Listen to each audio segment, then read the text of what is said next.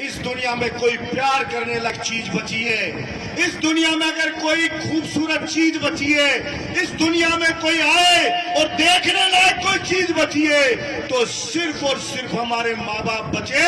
बहुत किस्मत वाले जिनके माँ बाप जिंदे हुआ करते हैं। अरे बच्चा पहले अपने बाप के दर्द को नहीं समझता, बाप कितना प्यार करता है उसको नहीं समझता, और दुर्भाग्य यह होता है जब उसकी समझ में आता है तो बाप दुनिया में नहीं रहता, फिर पछताता रहता है। मेरे पिता ने बहुत प्यार हमें किया, इसलिए समय रहते हुए अगर अपने माँ बाप को प्यार कोई करता है तो मैं समझता हूँ शीश वाला बाबा भी उस पर प्रसन्न होता है, कृष्ण भगवान भी उसको आशीर्वाद देता है, महादेव भी उसको आशीर्वाद देता है। 36 करोड़ देवी देवताओं का सबसे प्रिय व्यक्ति वो कहलाता है जो अपने माँ बाप को प्यार किया करता है। इसलिए जितना हो सके आपके माँ बाप जब तक जिंदा है, जब तक आपके पास है, उनको प्यार करो।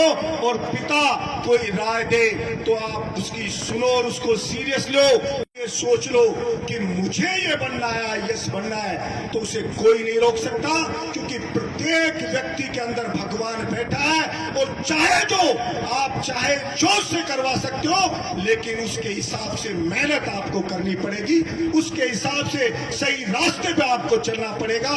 अगर कोई इंसान चलता है तो मैं नहीं समझता दुनिया में कोई भी व्यक्ति ऐसा होगा जिसका सपना पूरा नहीं हुआ होगा। निश्चित रूप से उसका सपना पूरा होता है, और असफलता अगर कभी मिलती है तो मेरा दृढ़ विश्वास है, और मैं हमेशा कहता हूं, और कोई भी व्यक्ति चाहे अपने जीवन में पजोक के देख लेना, जब आपको लगे कि सारा जहान आपके पीछे पड़ गया है, जब आपको लगे कि दुनिया धोखा पे धोखा आपको दे रही है, जब आपको लगे सारे रास्ते बंद कर दिए गए, तो विचार कर लेना कि भगवान अब सबसे ऊंची उड़ान आपको देना चाहता है, उसकी तैयारी वो कर रहा है। इसलिए आपको तैयार करने के लिए ये बाधाएं पैदा कर रहा है। भगवान श्री राम, मेरे मर्यादा पुरुषोत्तम श्री राम भगवान, जिनका राज तिलक होने वाला था, आप कल्पना करना पब्लिक उत्साह में हो कि भगवान राम के लिए कि राम हमारे राजा बनेंगे,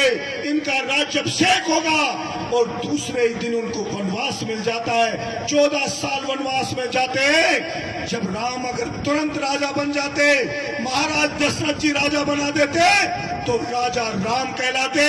लेकिन 14 वर्ष वनवास में गए, कष्ट पीड़ा से ही षड्यंत्रकारियों के षड्यंत्रों से लड़ा, राक्षस जैसे रावण से लड़ा, तो वापस लौट के आया तो राजा राम नहीं, मर्यादा पुरुषोत्तम भगवान श्री राम बन के आया, भगवान बन के आया। यानी कि वो ये थी जो वो कष्ट दे रही थी, वो राम को इंसान से भगवान बनाने के लिए दे रही थी, और सारी चीजों का उसको धन उनको करा रही थी। इसलिए कभी भी इंसान को बुरे समय में घबराना नहीं चाहिए, और अच्छे समय में कभी अहंकार नहीं करना चाहिए। यही मेरे माँ बाप ने मुझे सिखाया, और यही मैंने महसूस किया। आशा रखता हूं आप सब भी अपने माँ बाप के दिखाए हुए रास्ते पे चलेंगे, और हमारे देवी देवताओं से एक ही प्रार्थना करेंगे। जैसे माँ बाप हमारे लिए मन्नत मांगते हैं, तो जवान भी मंदिर में जाए, शीश वाले बाबा के ढोक लगाए, तो वो भी ये मांगे कि मेरे माँ बाप को सुखी करना, मेरे माँ बाप का सपना पूरा कर सकूं, इस लायक मुझे बनाना। तो निश्चित रूप से कलयुग जाएगा और सतयुग आएगा। वरना भाई सुबह सुबह टीवी पे प्रवचन सुनते हैं,